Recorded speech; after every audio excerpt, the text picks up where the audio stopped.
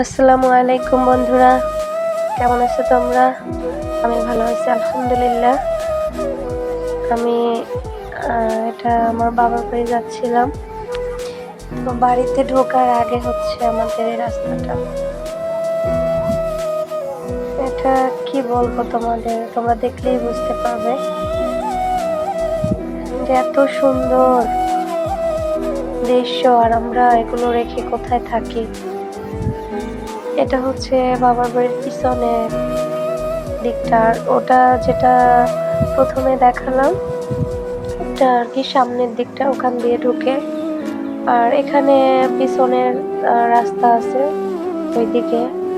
আর এটা যখন আমরা ছোট ছিলাম তখন এখানে আমরা খেলাধুলা করতাম। আরো বড় বড় গাছ ছিল, ওগুলো কাটা হয়ে গেছে, বিক্রি করা হয়েছে।